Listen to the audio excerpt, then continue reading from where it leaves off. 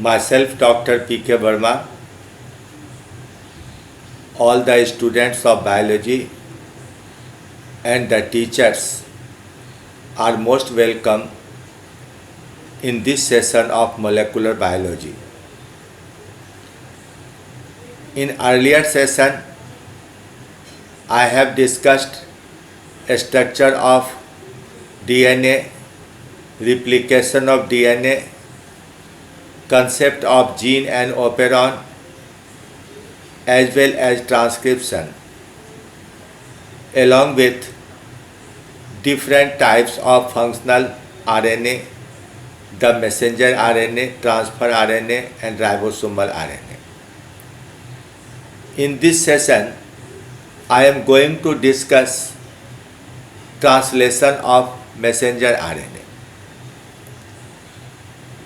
Translation simply means change in language. Language, for example, translation from Hindi to English or English to Hindi. That is, language and script both are changed. In biological system, the messenger RNA carries information in the language of nucleotides, forming genetic codes. On every messenger RNA, various genetic codes are linearly arranged. They signify names of different amino acids to be translated, to be incorporated into the polypeptide chain. Therefore, the language of nucleotides in mRNA is translated into the language of amino acids in the polypeptide chain, and therefore the term translation is very meaningful. In cytoplasm and on the surface of ribosomes, these genetic codes are translated into amino acid and a polypeptide is synthesized. Thus, the process of protein synthesis using all the three types of RNA and ribosome is known as translation. Translation essentially involves four steps: activation of amino acids and its loading on the transfer RNA, chain initiation, chain elongation, and chain termination. After chain termination, obviously the polypeptide may undergo further change from primary structure to secondary and secondary structure to tertiary structure, etc. Now come to the mechanism of loading of transfer RNA. Whenever a newly synthesized RNA comes into cytoplasm or become unloaded in ribosome and then come into cytoplasm, these are immediately charged with a specific or the proper amino acids. That is, unloaded transfer RNA are not left in the cytoplasm. All the tRNA are immediately loaded with an amino acid. The amino acid and ATP react together to form amino acyl tRNA complex by a complex and a specific enzyme, amino acyl tRNA synthetase.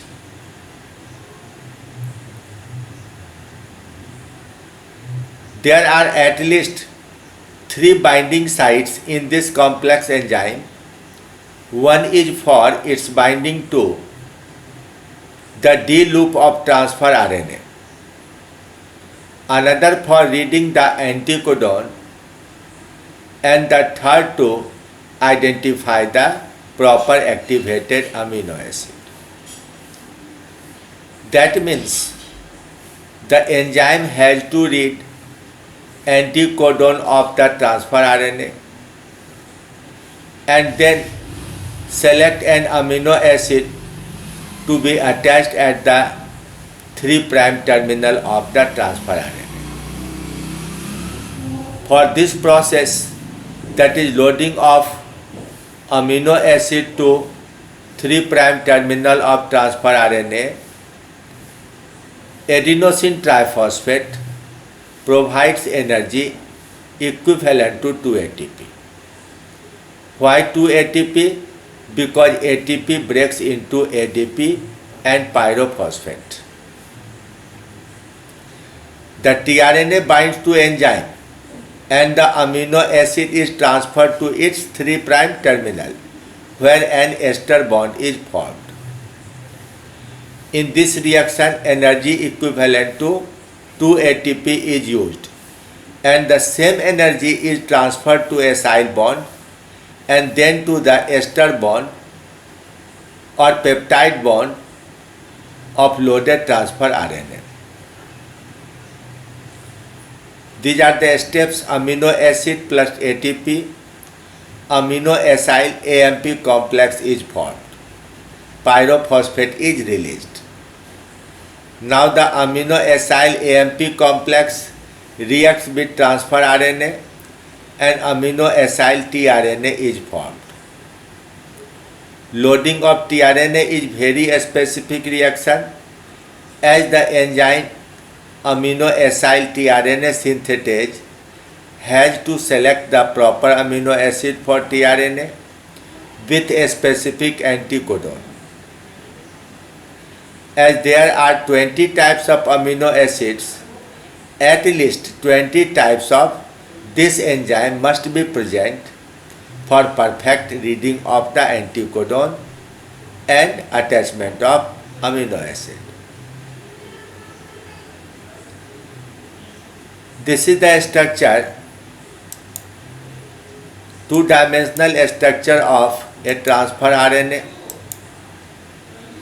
It has 3 loops: DHU loop, anticodon loop, T-Cy loop, and this 3' terminal is for amino acid attachment site. The second structure is the 3-dimensional structure of transfer RNA with loop 1 DHU, loop 2 anticodon, this short variable loop, and this one is the T-Cy loop. The amino acid becomes loaded at this 3' terminal. See how this is amino acid.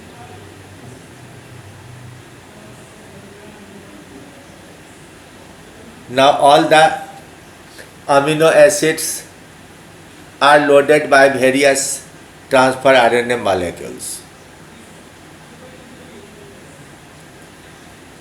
In the first diagram you see there is the enzyme, tRNA activating enzyme. It has 3 sites, one is here, another is here, and the third is here. In the first step, ATP comes to bind this site and amino acid to another site. When ATP binds,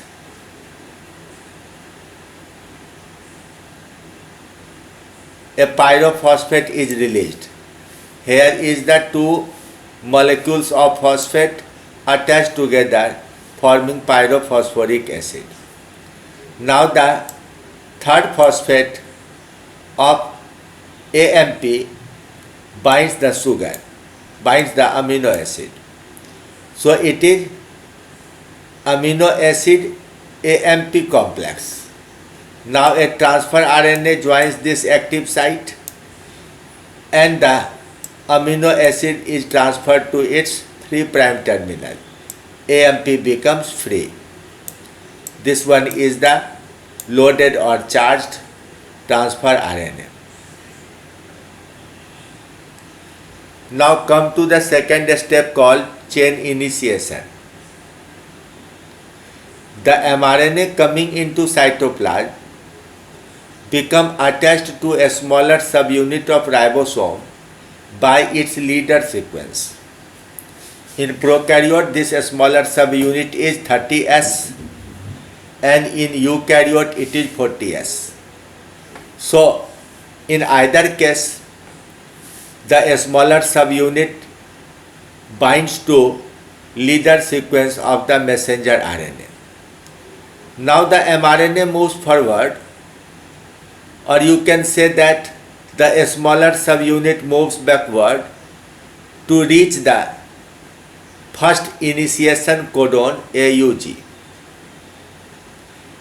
And AUG directly falls in a position of ribosome known as P site. Ribosome has two sites, one is A site or acceptor site and another is peptidyl site or P site. So the first initiator codon AUG directly comes to P site.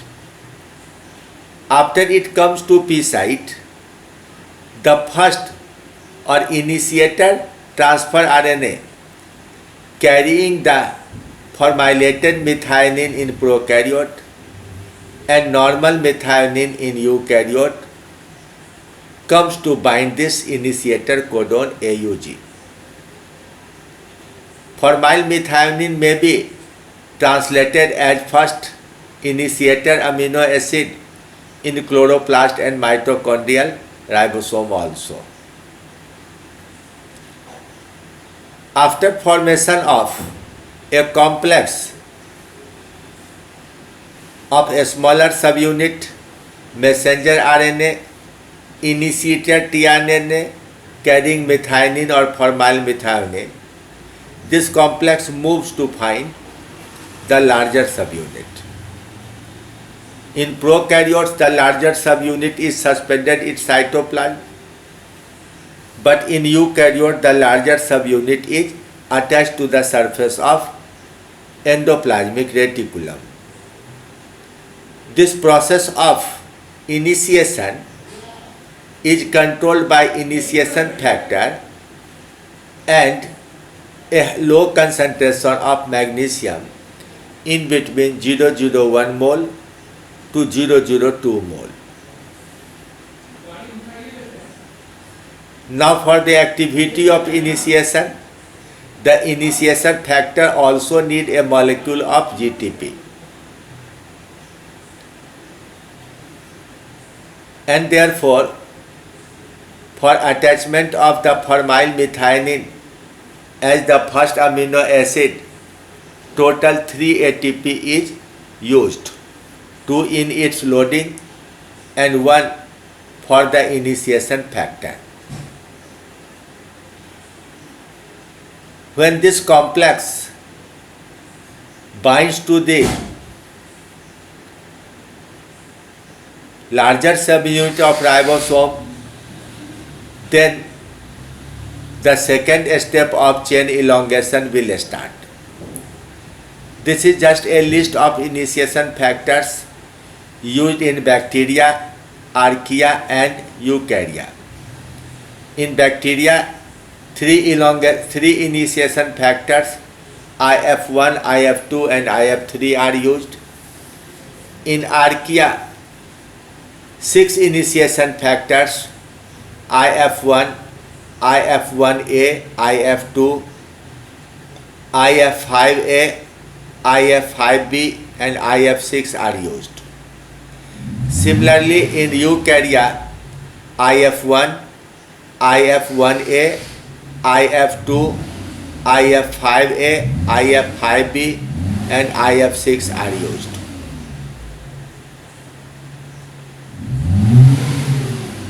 Now this structure belongs to a prokaryote.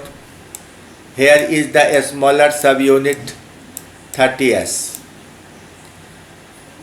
The initiator codon AUG is present at the P site, to which the initiator transfer RNA with anticodon UAC becomes attached. It carries the formyl methionine amino acid. Now this 50S larger subunit will bound to this complex like a cap covering the entire structure like this. These are the three initiation factors IF1, IF2, IF3 and a molecule of GTP painted yellow.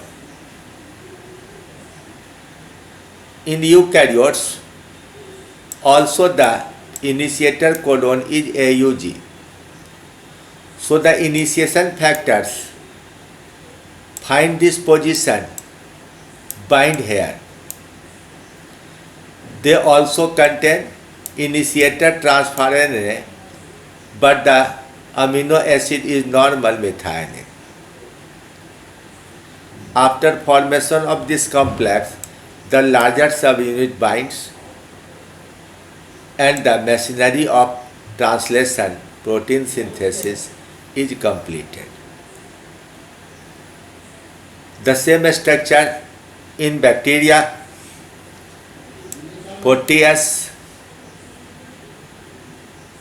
a smaller subunit is found in eukaryote and 30S, a smaller subunit in prokaryote. The larger subunit is 50S in prokaryote but 60S in eukaryote. So this structure is that of a prokaryote. Now at P site, a transfer RNA is there, A site is empty. This third one is the exit site through which the unloaded tRNA comes out. Now a loaded transfer RNA containing amino acid comes towards A site, becomes bound to A site, and after the peptide bond is formed, the transfer RNA present on P site gets out through the E site or exit site. Amino acid tRNA enter through A site and the unloaded tRNA passes out through E site. Now the next step is chain elongation. When the ribosomal complex is formed, A site is empty and therefore one code, the second code, is present in A site. Another transfer RNA, loaded transfer RNA, comes to A site with the help of elongation factor EF1.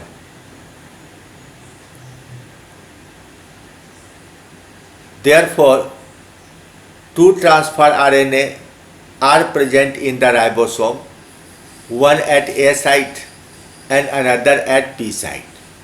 The first one on the P site and the second one at A site. Now, the bond between amino acid and first transfer RNA breaks and energy is released.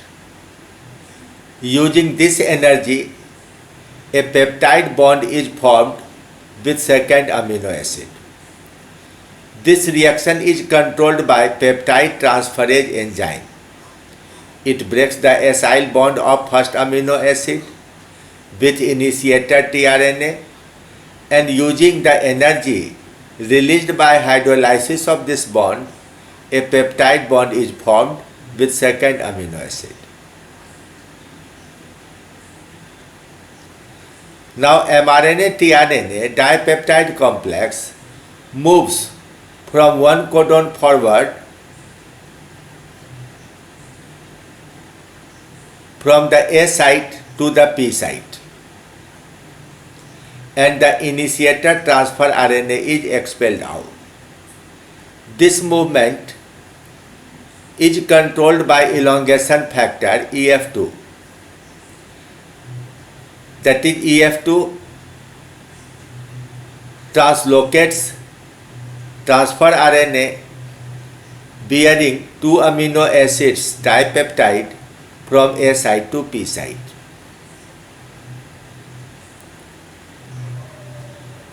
A site again becomes empty and third code comes to it.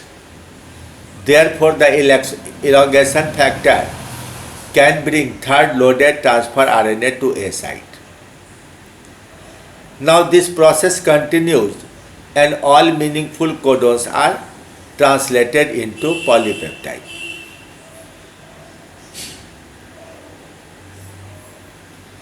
These are the steps: initiation. Only the initiator transfer RNA and methionine come to join the initiation codon AUG at P site. Then second amino acid comes to A site. Now in between first and second amino acid a dipeptide bond is formed. After this dipeptide is formed, it moves from A to P site, and at P site the third transfer RNA carrying third amino acid enters.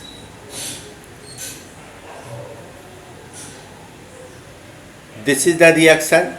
There are 3 amino acids attached to the transfer RNA at P site.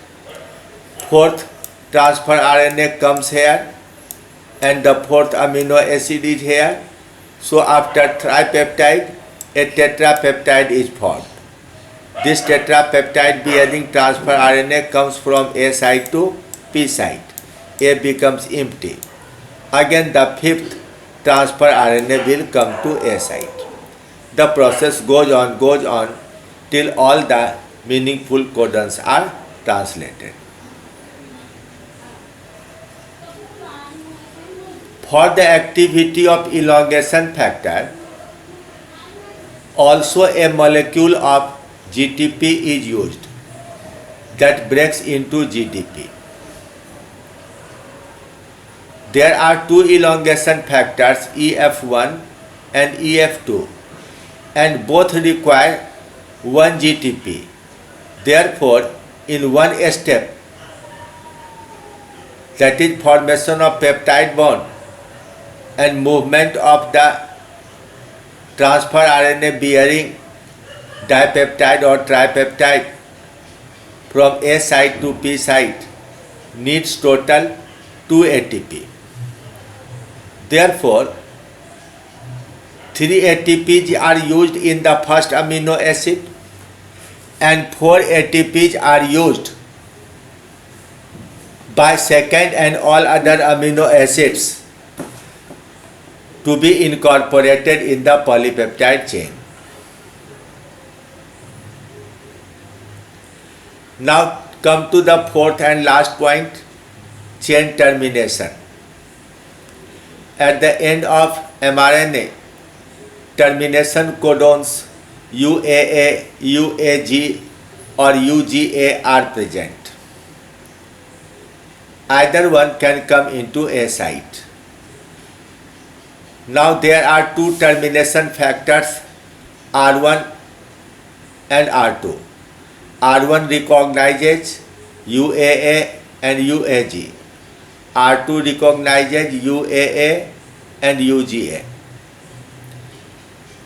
An alpha factor or a S factor also help these termination factors.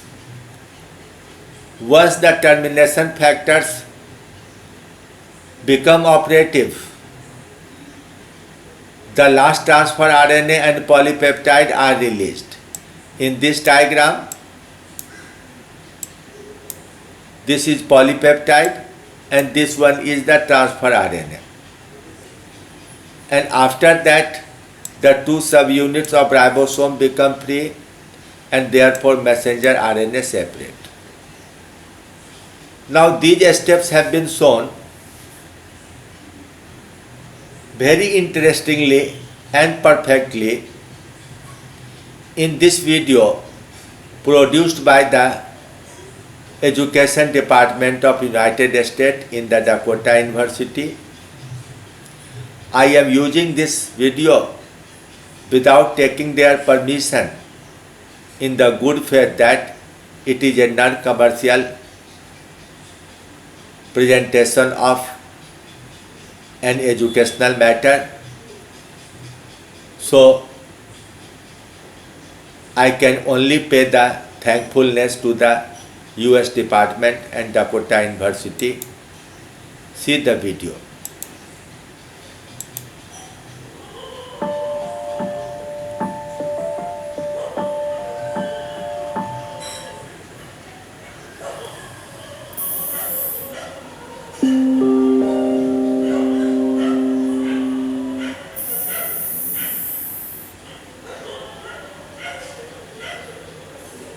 Translation is the synthesis of a protein from an mRNA template. This process involves several key molecules, including mRNA, the small and large subunits of the ribosome, tRNA, and finally, the release factor. The process is broken into 3 stages: initiation, elongation, and termination. Let's see the process in action. Eukaryotic mRNA, the substrate for translation, has a unique 3' end called the poly A tail.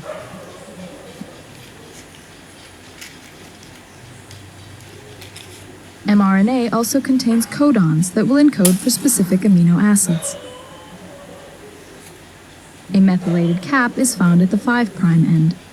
Translation initiation begins when the small subunit of the ribosome attaches to the cap and moves to the translation initiation site. tRNA is another key molecule. It contains an anticodon that is complementary to the mRNA codon to which it binds.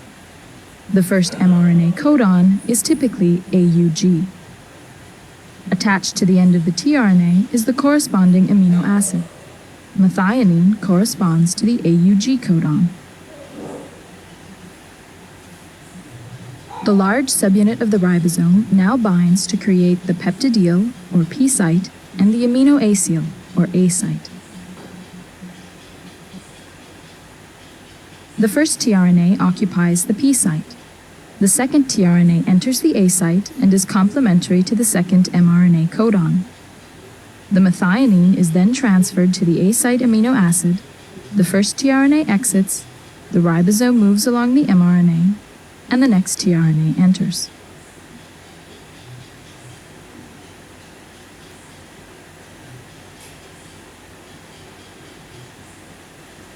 These are the basic steps of elongation. As elongation continues, the growing peptide is continually transferred to the A site tRNA, the ribosome moves along the mRNA, and new tRNAs enter. When a stop codon is encountered in the A site, a release factor enters the A site and translation is terminated. When termination is reached, the ribosome dissociates and the newly formed protein is released.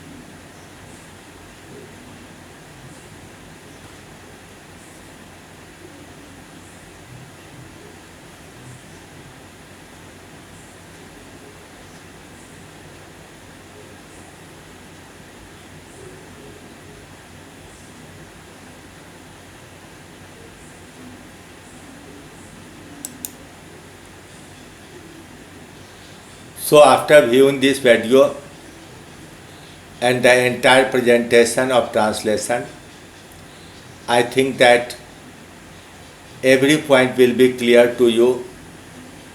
Now I would like to suggest you that go through the textbook and then again view this video. I hope I will be able to answer any question asked regarding translation. Thank you very much.